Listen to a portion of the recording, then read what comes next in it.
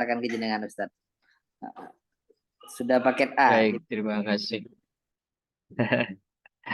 Baik, terima kasih kepada Ustaz Muhsin. Assalamualaikum warahmatullahi wabarakatuh.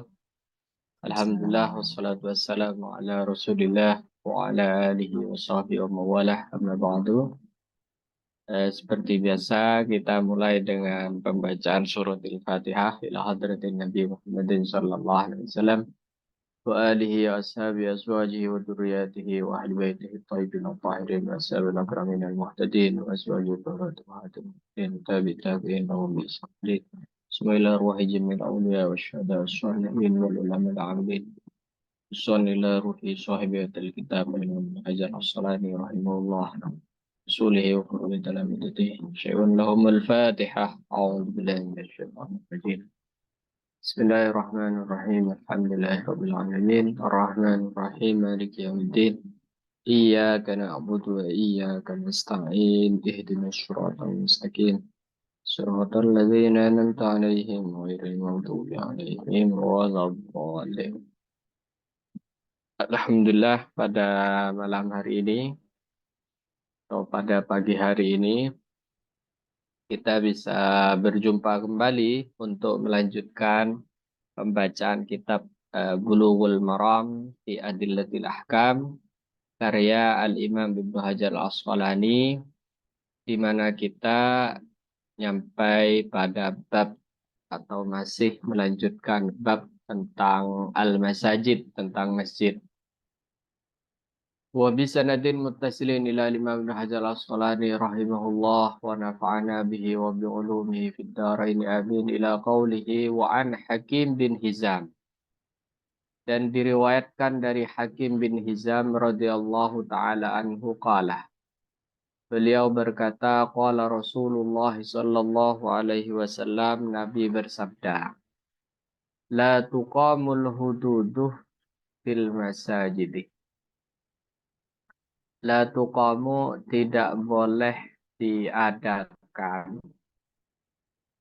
dilaksanakan al-hududuh, had atau sanksi, fil masajidi, di masjid,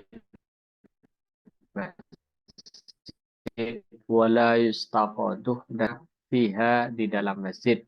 Rawahu Ahmadu, hadis ini diriwayatkan oleh Imam Ahmad, wa Abu Dawud, dan Imam Abu Dawud, bisanadin dhaifin, dengan sanad yang dhaif. Setelah kita mengetahui kemarin fungsi-fungsi masjid di masa Rasulullah, di mana masjid itu digunakan untuk kegiatan-kegiatan sosial yang tidak diperbolehkan dan tidak dianjurkan adalah kegiatan yang bersifat duniawi murni, gitu ya. Murni untuk dunia, seperti berdagang, bertransaksi, baik itu menjual atau membeli, seperti check out misalkan di Shopee ataupun Tokopedia ataupun Bukalapak, tapi dianya masih di masjid, itu makruh. Bahkan kalau dianjurkan oleh Nabi untuk didoakan. Doanya kemarin adalah la arbahallah tijaratak. Semoga Allah tidak memberikanmu keuntungan dalam berdagangmu. Artinya masjid milik Allah, sehingga kegiatan-kegiatan duniawi murni yang bersifat keduniaan murni, ya, bukan hanya gambarnya saja, bukan hanya lahirnya saja yang murni dunia, tapi juga maksudnya itu tujuan duniawi, itu dimakruhkan untuk dilaksanakan di masjid. Tapi kalau kegiatan-kegiatan sosial tersebut bersifat ukhrawi, meskipun gambarannya duniawi, seperti strategi perang, seperti mengobati orang yang yang yang terluka di medan perang atau kemarin menawan orang non-Islam, orang musyrik di pagar masjid. Nah, seperti itu diperbolehkan karena pernah terjadi di masa Nabi. Kemarin juga kita bahas bagaimana hukumnya seseorang non-Muslim masuk ke dalam masjid. Maka selain Masjidil Haram dan Masjidun Nabawi, Masjidul Rasul, itu boleh gitu ya. Kesepakatannya ulama boleh. Tapi kalau Masjidil Haram atau Masjid Nabawi ini memunculkan perbedaan dan perselisihan di kalangan ulama. Ada yang mengatakan boleh jika dapat izin, ada yang mengatakan boleh jika diundang, ada yang mengatakan boleh jika untuk maslahat umum, semisal konstruksi misalkan ya, konstruksi masjid untuk memasang memasang kabel, memasang lampu di Masjidil Haram, lampunya super mewah dan mungkin hanya ada di Eropa misalkan, sehingga mekaniknya juga harus dari sana, atau yang memasang sound system yang ada di Masjidil Haram itu kan sound system terbaik dari mana, dari Jerman gitu ya, terbaik di dunia. Itu kan juga mungkin mekaniknya orang kafir itu, non muslim, maka itu diperbolehkan berdasarkan hadis yang kemarin bahwa ada satu tawanan non muslim ditawan, diikat di pagar masjid, kemudian eh, dan dibiarkan dia melihat semua proses ibadahnya kaum muslimin di masjid sampai akhirnya si tawanan itu terpesona dengan masjid, terpesona dengan kegiatan ibadah kaum muslimin, akhirnya masuk Islam. Nah, hari ini atau di hadis yang kali ini kita menemukan dan mendapatkan sebuah redaksi hadis bahwa tidak boleh mendirikan hudud. Hudud itu apa apa undang-undang undang-undang preventif, undang-undang pencegahan atau undang-undang negatif gitu ya, bukan undang-undang positif yang ada di dalam Islam. Semisal orang mencuri sampai nisab 80 juta atau 40 juta, maka dipotong tangannya. Itu tidak boleh dilaksanakan di masjid. Orang membunuh juga dikisos. Orang minum khamar, minum minuman keras atau nyabu, itu dipukul 40 kali. Dan seterusnya, sanksi-sanksi itu disebut di dalam Islam al-hudud. Nah, itu hudud tidak boleh dilaksanakan di masjid. Tidak boleh dilaksanakan di masjid. Tapi di Jeddah itu ada masjid masyhur, masjid cukup terkenal, namanya Masjid Qisas. Ya. Katanya prosesi Qisas itu dilaksanakan di depan masjid tersebut. Tapi itu dulu. Dulu. Nah, eh, intinya makruh gitu ya, tidak dianjurkan untuk melaksanakan had atau melaksanakan sanksi-sanksi di dalam Islam di dalam masjid. Bahasanya di dalam masjid berarti mungkin Masjid Qisas itu pelaksanaannya di depan masjid, di depan masjid. Karena ada beberapa sanksi itu memang di dalam Islam dianjurkan untuk disaksikan. Seperti misalkan rajam gitu ya. Itu kan disaksikan. Setiap orang disuruh melempar gitu ya. Rajam itu seorang pezina muhson, naudzubillah, orang yang sudah punya istri atau punya suami kemudian melakukan zina, naudzubillah, itu kan di dalam Islam dirajam. Nah, itu proses hadnya, proses rajamnya itu nanti dianjurkan disaksikan. Dianjurkan disaksikan.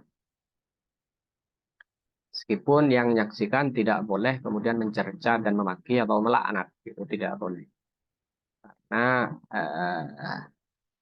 yaitu orang tadi sudah mau tobat, kan, sehingga tidak dibenarkan melaknat, tidak dibenarkan mencaci, tidak dibenarkan menghina melalui verbal, gitu ya. Baik. Wan Sayyidah Aisyah radhiyallahu taala anha, dan diriwayatkan dari Siti Aisyah radhiyallahu taala anha. Qalat. Siti Aisyah berkata, usibah Sa'dun yaumal Khandaq. Usibah, terluka, Sa'dun sapa Sa'ad bin Ubadah. Yaumal Khandaq, di hari Khandaq. Jadi di perang Khandaq, Saat ini salah satu pimpinan di kaum kaum Ansor, gitu ya. Itu terluka di perang Khandaq. Perang Khandaq itu maknanya parit. Kala Rasulullah dikepung oleh oleh tentara Ahzab, gitu ya, tentara koalisi antara kaum musyrikin gabungan dengan kaum Yahudi dan banyak lagi. Itu Madinah kan dikepung. Sementara Madinah itu tidak memiliki benteng yang cukup. Kalau di belakangnya dua arah itu kan dikelilingi gunung, sulit ditembus. Tapi di depan itu tidak ada benteng. Akhirnya melalui saran dari Sayyidina Salman Al-Farisi, digalilah parit. Digali parit itu teknik Persia sebenarnya. Kata Salman, kunna idza ghazawna takhaddaqna. Kami jika berperang maka kami menggali parit, kata Salman Al-Farisi. Jadi strategi-strategi perang kaum Persia diadopsi oleh Rasulullah. Makanya sebuah tradisi, strategi, ataupun kebiasaan itu sebenarnya diperbolehkan untuk diadopsi selama bukan berkaitan dengan agama. Seperti misalkan Khandaq ini, gitu ya. Jadi Islam itu agama yang inklusif, agama yang terbuka bagi peradaban lain, agama yang sangat sangat dinamis untuk sebuah kebudayaan dan peradaban lain, termasuk dalam strategi-strategi perang, gitu ya. Bukan agama yang anti terhadap budaya, peradaban dan pemikiran budaya lain, budaya di luar Islam, tidak. Bahkan Rasulullah pernah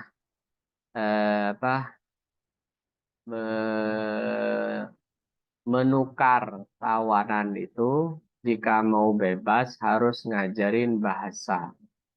Ada yang ngajarin bahasa Ibrani, bahasanya Yahudi, ada yang ngajarin bahasa Suryani, bahasanya orang Syam, orang Damaskus, gitu.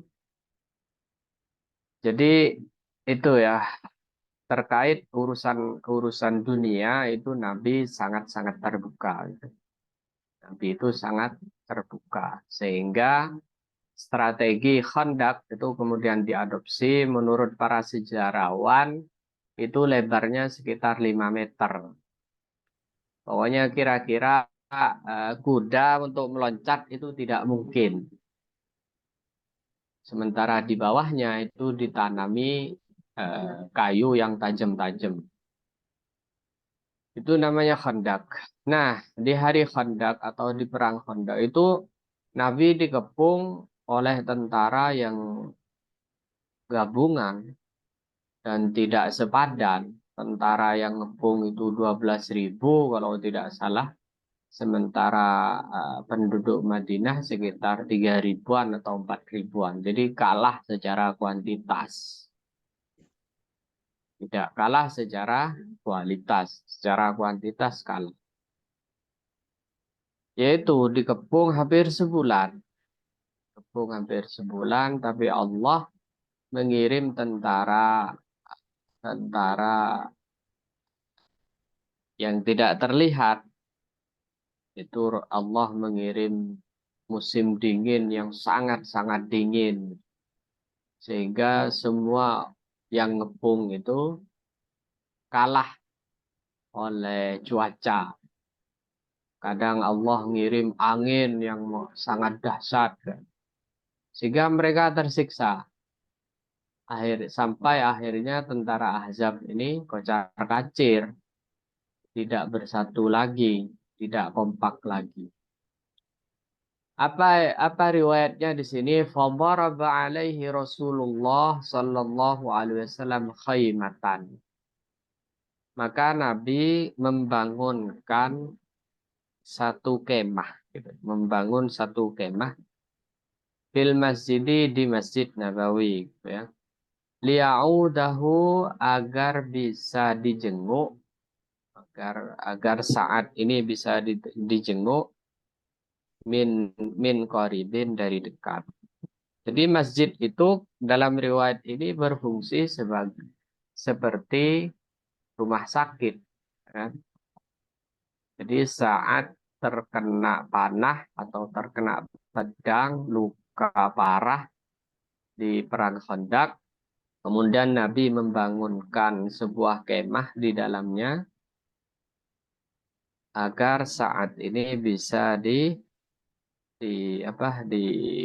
Gitu.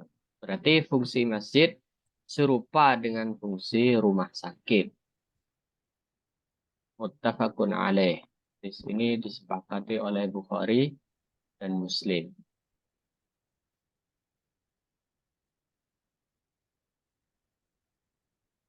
Wa anha dan diriwayatkan dari Siti Aisyah juga qalat. Beliau berkata, Ra'aitu Rasulullah sallallahu alaihi wasallam. Ra'aitu Rasulullah. Saya melihat Rasulullah sallallahu alaihi wasallam.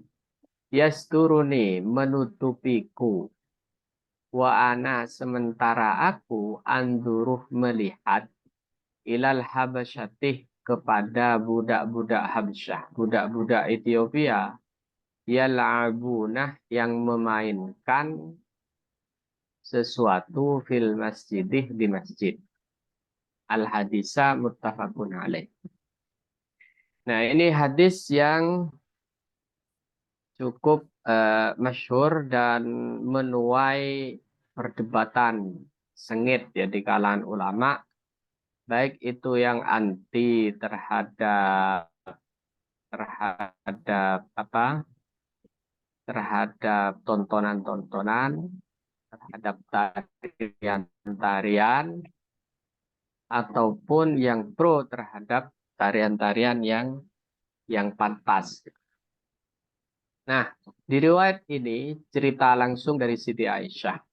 Jadi ini berlangsung di kota Madinah dan Siti Aisyah itu sudah menjadi istri Nabi, gitu ya. Kata Sayyidah Aisyah, saya melihat para budak-budak Habsyah, budak-budak Ethiopia itu memainkan sesuatu di masjid. Nah, Nabi tidak melarang dan tidak membubarkan. Dalam dalam riwayat hadis ini, apa yang dipegang oleh budak Ethiopia ini, yaitu tombak dan daf. Daf itu apa namanya? Iya, maaf bukan daf, tombak dan zarok. Zarok itu tameng, tameng dan tombak. Jadi budak-budak Habsya ini menari-nari dengan tombak dan tameng gitu ya. Menari dengan tombak dan tameng dan tidak dibubarkan oleh Rasulullah.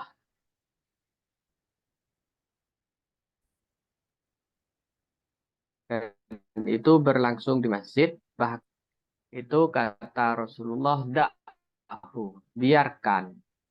Fa'innahu yaumu idin, kata Nabi. Ini kan hari lebaran. Jadi boleh dong senang-senang.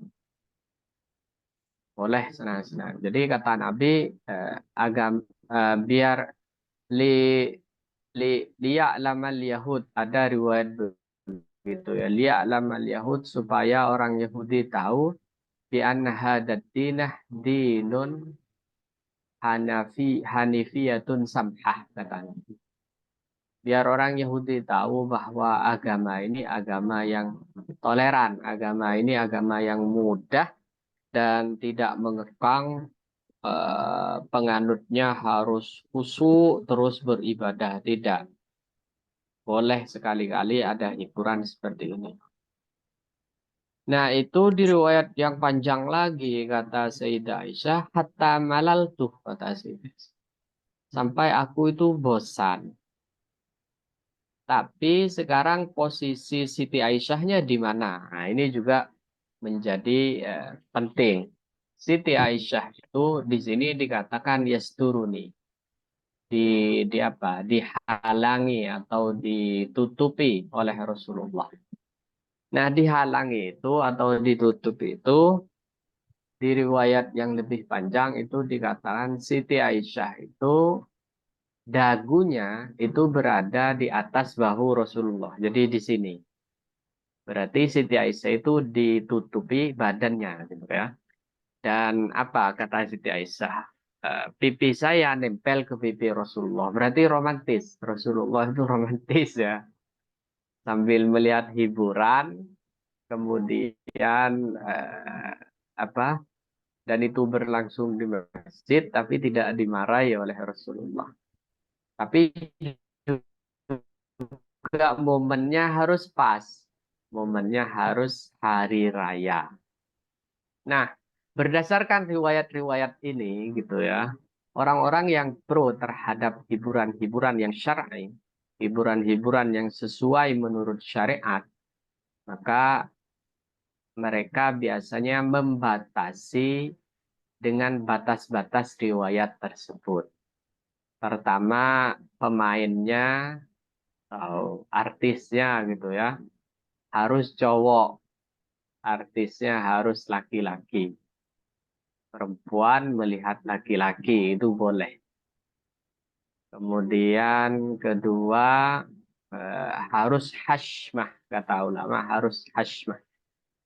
Hashmah itu menjaga wibawa, menjaga, kalau cowok ya harus modelnya cowok, bukan tari-tarian yang mengindikasikan dia seperti cewek atau bencong. Terus hasmah. Kemudian juga momennya harus event-event yang memang perayaan, bukan pas setiap hari, bukan setiap hari. Dan ya seperti itu kira-kira. Kemudian perempuan-perempuan yang melihat itu harus di lokasi tertentu, di lokasi yang memang ditentukan. Nah, itu bagi yang pro terhadap hadis ini. Tapi bagi yang anti biasanya itu mengatakan hadis ini mansuh, hadis ini dihapus, mansukhah. Tapi kata syarah hadis ini, dan itu ada di Bukhari ya, hadisnya Bukhari Muslim muttafaqun alaih. Hadis ini tidak mansukhah. Tidak mansukhah berarti kalau tidak mansuh, hukumnya tetap berlaku hingga hari ini, seperti itu ya. Nah, ini memang hadis yang kemudian menuai kontroversi. Nanti akan merembet kemana-mana, hampir banyak kesenian gitu, baik seni musik maupun eh, lagu-lagunya, lagu-lagu yang ada di dalamnya itu nanti akan menjadi pembahasan yang cukup panjang. Baik, kita baca satu hadis lagi. Wa anha, dan diriwayatkan, masih riwayat Siti Aisyah.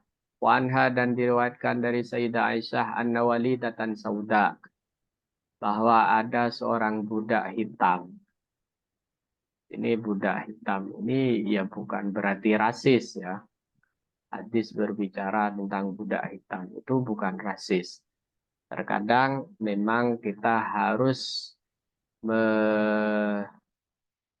mengungkapkan sifat secara spesifik untuk menandai dari yang lainnya.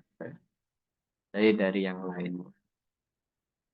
Jadi jangan kemudian riwayat-riwayat seperti ini dianggap bahwa Siti Aisyah ini rasis.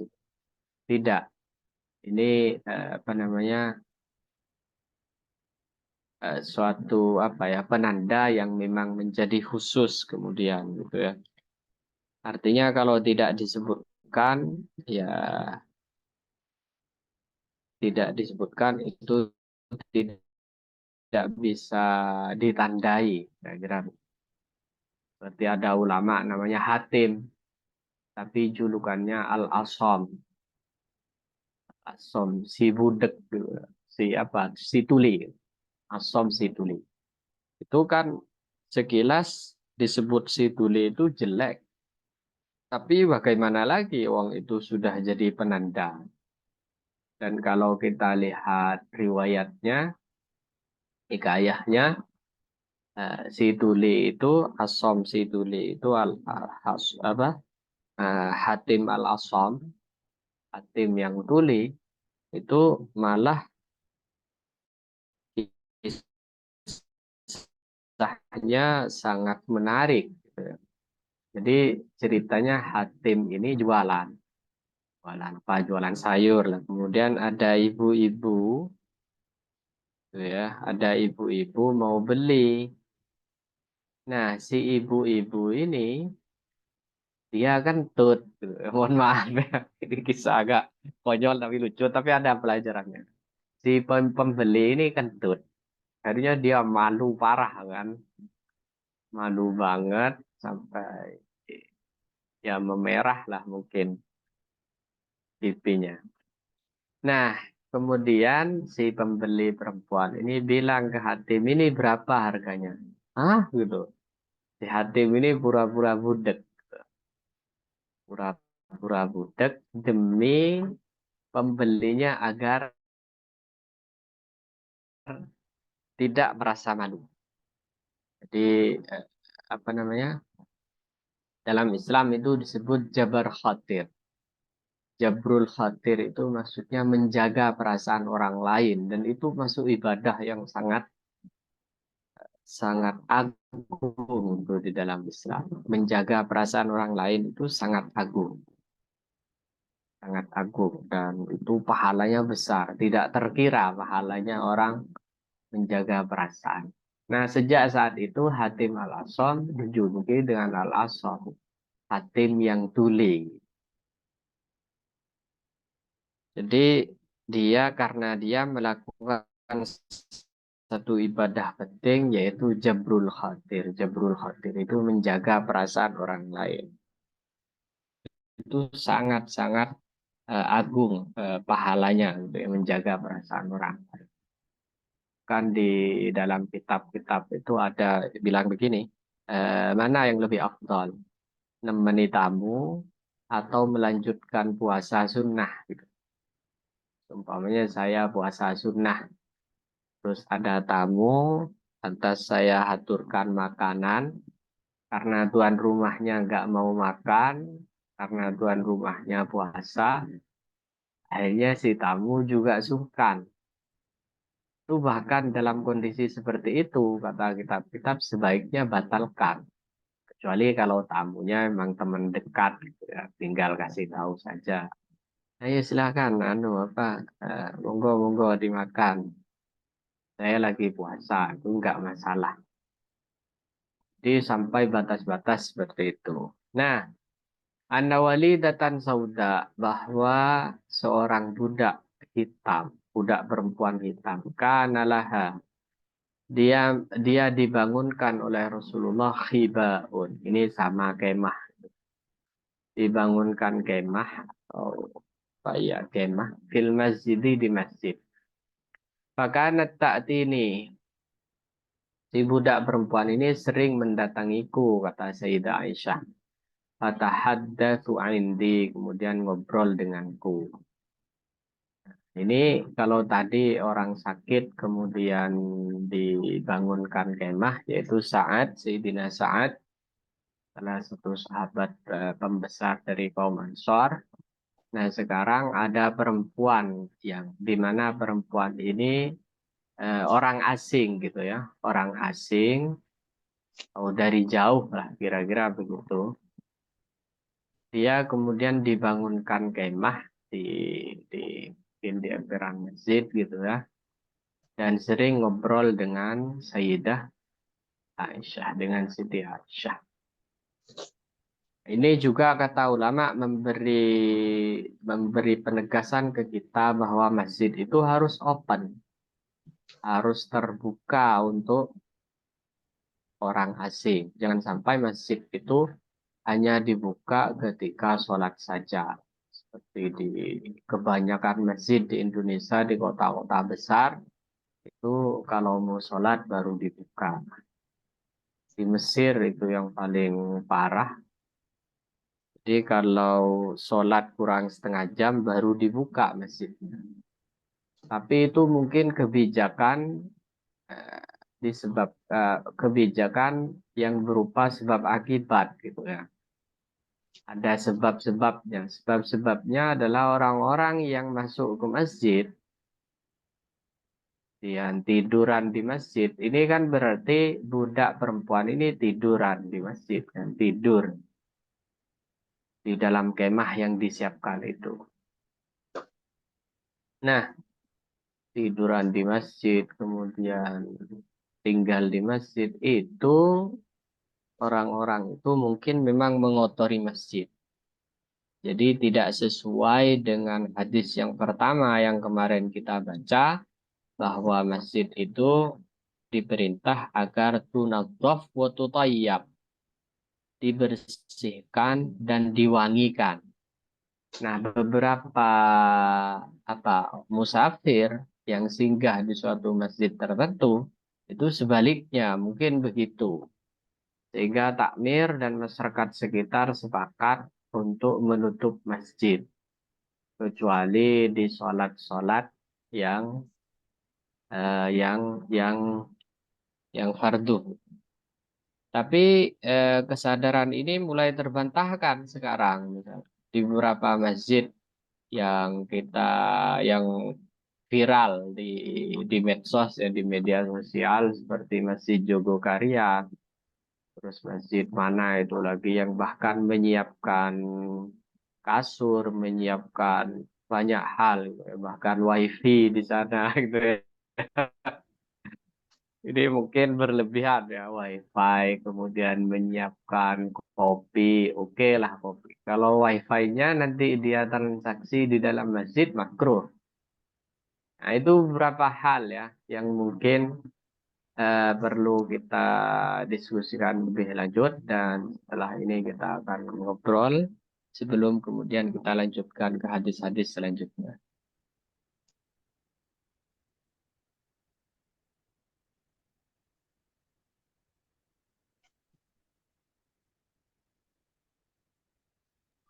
Ya, itu ada pertanyaan Ustaz. Iya, Ini. iya. Jadi tadi ya, kalau kita amati dari hadis-hadis yang sudah kita baca, itu harus maksudnya ukhrawi, harus maksud-maksud akhirat gitu ya. Meskipun secara lahir dia duniawi, seperti itu ya. Kalau maksudnya ukhrawi, akhirat, maka dibenarkan. Dan bahkan sudah dilakukan oleh Rasulullah. Tapi kalau maksudnya adalah duniawi, itu dimakruhkan. Nah, berkaitan dengan beberapa pertanyaan di sini, gimana kalau bazar? Nah, bazar itu biasanya kan bukan di masjidnya, tapi di teras. Di teras masjid. Ini dari Bu Nida, itu di teras. Nah, kalau di teras, ya tidak masalah. Tidak masalah.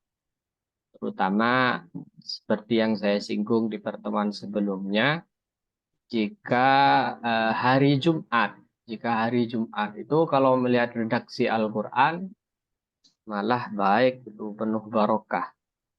Karena redaksinya kalau Jumatan itu faida kudiyatis sholatu fantashiru, apa Ustaz Muhlisin lanjutkan. Fantashiru fil ard wabtahu min Fantashiru fadlih. fil ardi wabtahu min fadlih. Jadi orang-orang para mufasir menafsirkan wabtahu min fadlih itu ya berdagang dan carilah fadl atau anugerah Allah. Makanya di Mesir ataupun di Arab, di Saudi sana, setelah Jumatan biasanya ada pasar kaget, pasar Jumat. Setelah Jumat itu ada pasar. Itu malah bagus gitu ya. Fantashiru fil ardi. Menyebarlah di bumi, wabtawu min fadlih. Kalau untuk pembayaran jasa, ya dari Bu Fatimah. Jasanya untuk masjid ya seperti token listrik kayak gitu ya sangat-sangat boleh. Kan itu limaslahati masjid. Kira-kira seperti itu. Yang Baik, Ibu ada Sofia yang lain? itu ngecek status Oh, yang di atas. ayah sosmed. Berarti buka Instagram atau Facebook untuk ngecek status masih. Iya, iya, iya Ibu, termasuk makruh itu. Kecuali kalau status yang dicek, statusnya Ustadz misalkan, yang memang dia terkenal sering memberikan kalam-kalam hikmah gitu. Statusnya Ustadz Muhlisin misalkan.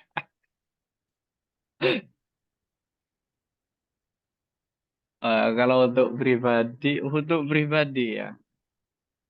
Untuk pribadi ya itu, kalau memang ingin ingin ingin keluar dari doanya Nabi yang la arbahallah tijaratan, itu sebaiknya keluar aja dulu.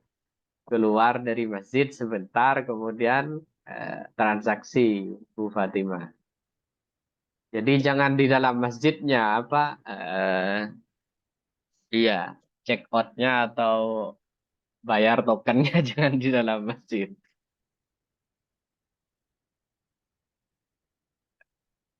Seperti itu.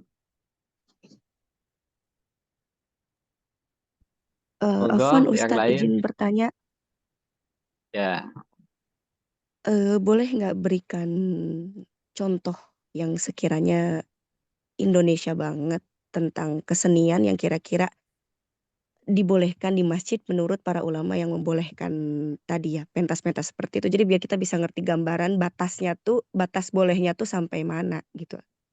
Artinya misalnya contohnya kalau misalnya drama gitu, drama tentang perang Khandaq. Itu pemainnya anak-anak kecil, laki-laki semua antara kaum musyrikin sama kaum ini melawan kaum muslim. Berarti masih dibolehkan Ustadz ya. ya betul. Ya seperti itu. Kalau untuk rebana gitu, misalnya rebana berarti itu juga masih dibolehkan. Ya, walaupun ada yang tidak membolehkan. Rebana di dalam masjid itu ada, bukan mayoritas ulama. Beberapa ulama lah. Baiknya Beberapa di ulama ini masjid tidak nggak pakai membolehkan apa. atau beberapa ulama ini Yang yang yang membolehkan. tidak membolehkan ada rebana. Kalau syair-syairnya kan boleh kan. Nah,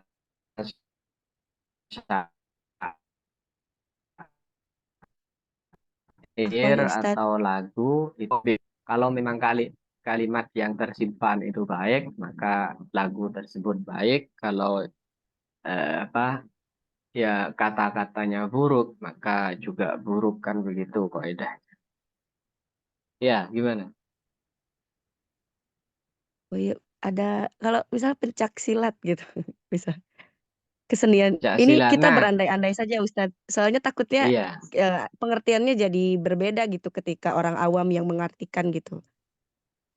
iya betul. Jadi ada riwayat yang apa budak Habsyah ini, budak Ethiopia ini, ketika dia memperagakan tarian-tarian itu sebenarnya adalah tarian yang juga berfungsi sebagai latihan perang. Mungkin memang tarian-tarian di Ethiopia atau di kawasan hitam, kawasan apa Afrika sana, itu kan memang ada tarian-tarian yang memakai pedang atau memakai apa gitu. Gak hanya di Afrika sih, seperti di Arab itu kan punya tradisi begitu. Di pedangnya di Hunus. Jadi riwayatnya memang ada yang begitu, Nida. Jadi Habsyah ini bukan hanya sekedar menari, tapi itu tarian-tarian yang sekaligus berfungsi sebagai seni perang atau seni pencak silat. Itu mungkin dalam konteks Indonesia seni pencak silat.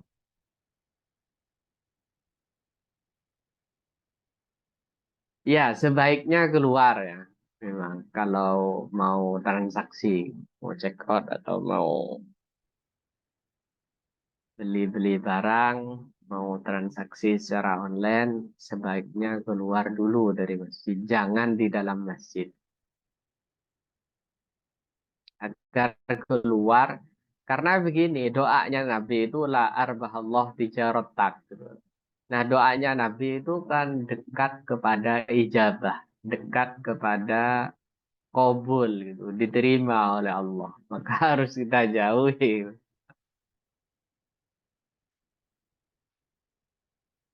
Kan keluar sebentar gak apa-apa Ibu.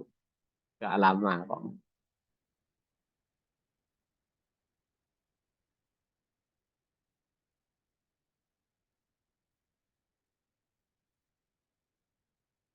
Baik, jika tidak ada kita lanjut ya. Wan Sayyidina Anas radhiyallahu taala anhu dan diriwayatkan dari Anas bin Malik radhiyallahu taala anhu. Jadi kalau kita lihat riwayat-riwayat tadi yaitu riwayat Sayyidah Aisyah semua. Makanya seperti yang saya bilang jauh-jauh hari bahwa Nabi menikahi Siti Aisyah itu dalam rangka kaderisasi ulama perempuan. Kaderisasi ulama perempuan. Kemudian juga riwayat-riwayat Sayyidah Aisyah itu biasanya hadis tentang keluarga yang bahkan sangat sensitif gitu ya. Sangat sensitif seperti apa? Di sini kan menampilkan bagaimana Nabi itu romantis dengan istrinya Sayyidah Aisyah misalnya. Itu kan romantis banget itu kalau kita bayangkan dagunya Sayyidah Aisyah itu ada di bahu Rasulullah. Nonton gitu kan. Itu kan romantis. Nah, makanya orang-orang Syiah yang tidak mau riwayat Sayyidah Aisyah itu siap-siap kehilangan riwayat-riwayat seperti ini. Gitu ya. Riwayat-riwayat penting seperti ini mereka kehilangan. Padahal Sayyidah Aisyah itu dikatakan sulusu hadaddin fiha. Sepertiga agama ini atau sepertiga riwayat agama ini ada di Siti Aisyah. Oleh Rasulullah dititipkan kepada beliau. Terutama riwayat-riwayat dalam rumah tangga.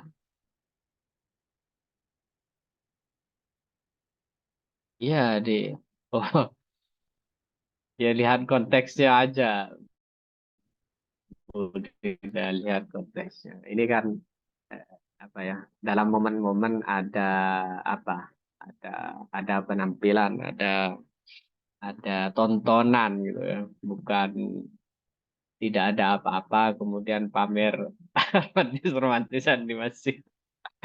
Kenapa juga harus di masjid kan? Kok nggak di rumah aja gitu.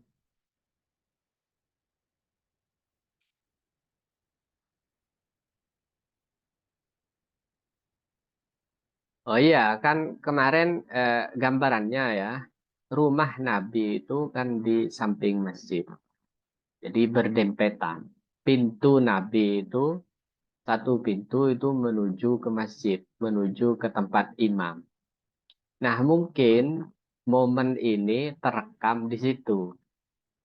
Jadi kejadian Sayyidah Aisyah menonton budak Habsyah itu dari pintu itu gitu ya. Dari pintu itu. Berarti itu antara masjid dengan rumah Nabi, dengan dalamnya Nabi. Baik, kita lanjut. Wan Anasin radhiyallahu taala anhu, dan diriwayatkan dari sahabat Anas radhiyallahu taala anhu qala, beliau berkata qala Rasulullah sallallahu alaihi wasallam, Nabi bersabda, al-buzaquh fil masjidi khati'atun. Meludah atau ludah di dalam masjid itu sebuah khati'ah, sebuah kesalahan, sebuah dosa. Khati'atun itu sebuah dosa, satu kesalahan. Wa kafaratuha, cara melunasinya atau cara menghancurkan dosa tersebut, dafnuha, adalah menguburnya, mengubur ludahnya. Muttafaqun alaih. Ini tergambar ketika apa namanya, lantainya itu tanah seperti Masjid Nabawi, seperti masjidnya Nabi itu lantainya tanah. Lantainya tanah, kemudian apa? Atapnya itu daun kurma, sementara tiang-tiangnya itu kurma. Nah, saya tadi membaca apa, proses masjidnya Rasulullah itu baru direnovasi di masa Sayyidina Umar, karena atapnya sudah berumur kan, sudah berumur, berarti Sayyidina Umar itu, Sayyidina Abu Bakar 2 tahun. Rasulullah wafat, diganti Sayyidina Abu Bakar khalifah itu 2 tahun.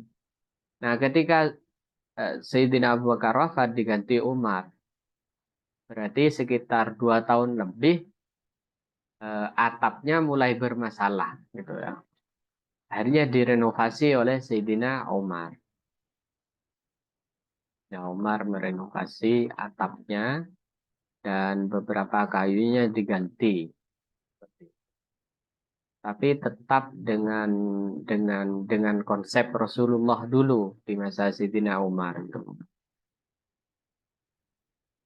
Sehingga Sayyidina Umar itu terkenal ucapannya, dia bilang, saya memperbaiki masjid ini untuk menaungi, untuk menaungi kaum muslimin dari panas dan dari hujan, kalau memang ada hujan sesekali dalam setahun gitu. Jadi konsepnya seperti itu kata Sayyidina Umar. Nah, nanti direnovasi lagi setelah Sayyidina Utsman. Sayyidina Utsman itu menggantikan Umar 10 tahun. Abu Bakar 2 tahun, Umar 10 tahun, kemudian diganti Utsman. Nah, di masa Sayyidina Utsman itu sudah mulai diperbesar Masjid Nabawi. Sudah mulai diperbesar. Nah, bagaimana kalau mengotori masjid dengan ludah? Maka cara menghapus dosanya adalah dengan apa? Memendamnya. Apa? Ditutup, dikubur. Nah, bagaimana kalau sekarang berbentuk porselen atau apa, keramik? Maka cara menghapus dosanya adalah dengan cara membersihkan dengan tisu. Bersihkan dengan tisu atau pokoknya harus membersihkan. Intinya masjid itu tidak boleh dikotori. Nah, kata Nabi, saya diperintah untuk antunadzaf wa tutayyab. Dua itu tugas. Membersihkan dan mewangikan. Jadi masjid itu harus wangi. Tunadzaf wa tutayyab. Sehingga ketika melakukan hal sebaliknya, yaitu mengotori masjid, maka dia harus bertanggung jawab sendiri agar tidak tercatat sebagai dosa.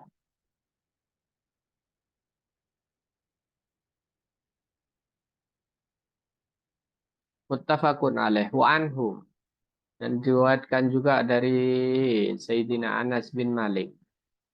Qala, beliau berkata, qala Rasulullah sallallahu alaihi wasallam. Nabi bersabda, la taqumus sa'atu.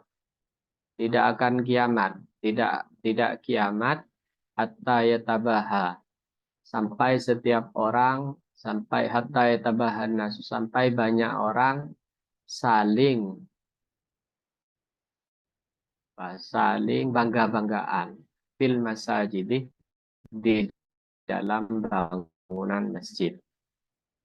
Nah, ini termasuk prediksi Rasulullah gitu ya, prediksi Rasulullah bahwa nanti di hari kiamat atau kiamat tidak akan terjadi kecuali orang-orang sudah mulai membangga-banggakan, saling bangga-banggaan. Yang disebut saling bangga-banggaan itu, kata pensyarah hadis ini, dia bilang ke temannya, masjid saya lebih megah dari masjid kamu. Itu namanya yatabaha. Nah, kiamat kata Nabi tidak akan terjadi sampai orang-orang itu saling berbangga-banggaan, saling pamer tentang bangunan masjid. Masjidnya megah-megah, tapi tidak ada keramaian di dalamnya. Keramaian dalam pengertian ibadah. Keramaian dalam ibadah itu tidak ada. Dan itu min alamatis sa'ah. Termasuk tanda-tanda kiamat. Tanda kiamat itu akan begitu. Nah, itu semua sudah terjadi. Kalau kita baca tanda-tanda kiamat, yang kecil-kecil ini kan masuk yang kecil. Sudah terjadi. Jadi yang kecil-kecil itu sudah terjadi semua. Tinggal alamat kubro istilahnya. Kalau tanda-tanda yang suro, yang kecil itu sudah terjadi semua. Oh, anak membunuh bapak, anak membunuh ibu, itu sudah terjadi semua. Orang tidak malu berzina di pinggir jalan, sudah mulai terjadi. Nah, yang belum itu yang besar-besar. Jadi kata ulama, yang belum itu yang besar-besar. Yang besar-besar seperti apa? Dajjal, keluarnya Dajjal, keluarnya Imam Mahdi, ke terbitnya matahari.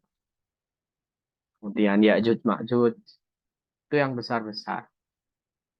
Dukhon itu asap dari arah Yaman berwarna kuning, turunnya Nabi Isa, seperti itu. Nah, kemudian akhrajahul khamsah illa Tirmidzi. Ini diriwayatkan oleh 5 imam kecuali Tirmidzi, Sahih Ibnu Huzaimah, dan dianggap hadis sahih oleh Ibnu Huzaimah. Kemudian pertanyaannya adalah bagaimana hukumnya membangun masjid dengan secara megah. Sini dikatakan wa'an ibni Abbasin, dan diriwayatkan dari sahabat Abdullah bin Abbas radhiyallahu anhu qala, beliau berkata, qala Rasulullah SAW, Nabi bersabda, Ma umirtu bitasyidil masajid. Saya tidak diperintah untuk memegahkan atau ya memewahkan masjid-masjid, menguatkan hingga tiangnya sebesar apa? Sebesar dekapan orang atau raksasa. Tidak diperintah seperti itu. Nah, kemudian pertanyaannya adalah kemudian bagaimana yang terjadi hari ini? Nah, seperti yang saya sebutkan tadi sejarahnya bahwa Masjid Nabawi itu sejak masa Nabi Abu Bakar, Umar hingga Utsman itu tidak megah, tidak megah. Nah, nanti orang pertama katanya yang memegahkan masjid atau membangun masjid secara megah itu adalah Khalifah Abdul Malik bin Marwan dari Bani Umayyah, dari dinasti Umayyah.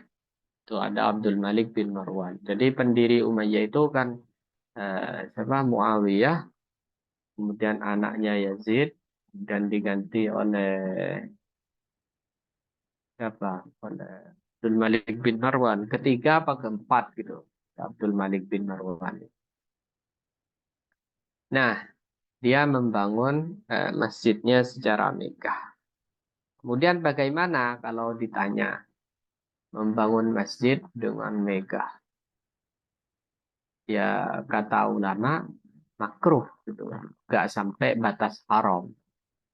Kecuali kalau tetangga masjid tersebut kelaparan, tetangga masjid tersebut masih banyak yang memerlukan bantuan, kemudian takmir, rela-relain membangun masjid secara megah dan berlebihan, itu baru naik levelnya menjadi haram. Kenapa tidak haram? Padahal itu dikecam gitu ya.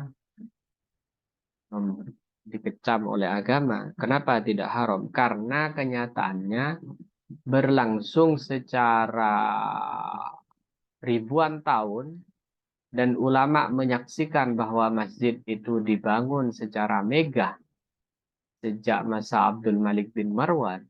Itu tidak ada yang ingkar. Tidak ada yang ingkar. Tidak ada ulama yang kemudian menegur jangan, tidak. Kata kata pensyarah hadis ini atau kata ulama secara umum tentang kajian tentang masjid itu bermegah-megahan, bermewah-mewahan dalam membangun masjid itu tidak sampai batas haram, tapi makruh lah. Makruh.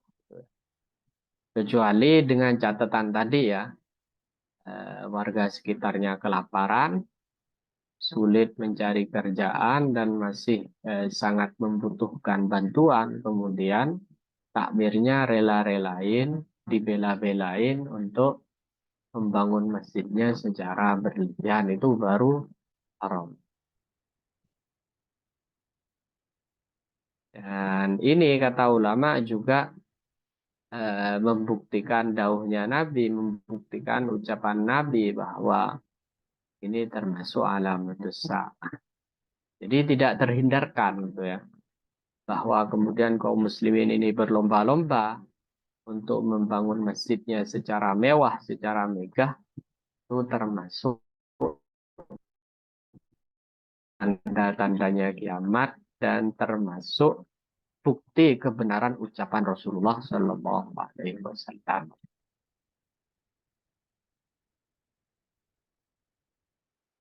Baik, ini ada berapa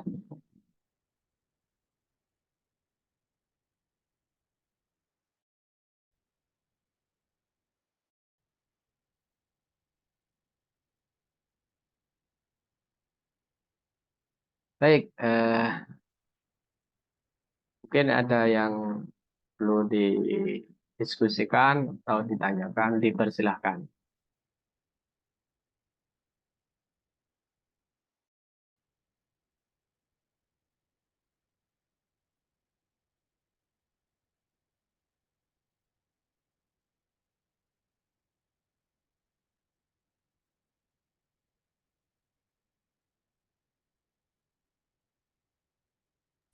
Baik, jika tidak ada, ya, Tidak, tidak ada Ustaz.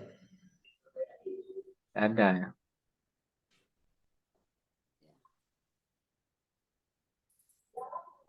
Baik, jika tidak ada, kita cukupkan Ustaz. Mohon izin ya. Ya Ustaz. Intinya hari ini kita mendapat, saya Ini coba ringkas ya. Hari ini kita membaca beberapa riwayat hadis Ustaz tentang bahwa masjid, dari Ibu Sofi di chat ya. terakhir pertanyaan itu. Oh ya, Ya. ada ketentuan nggak Ustadz bangun masjid itu sebaiknya jarak berapa?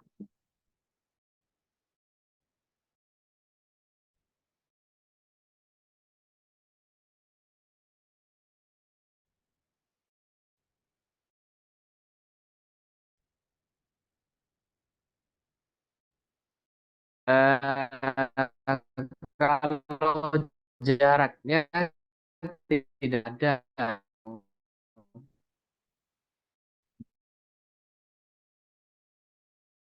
bernama Masjid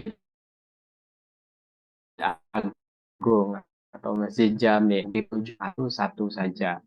Kita Syafi'i di Indonesia, di Malaysia, terus betul. Sebaiknya balak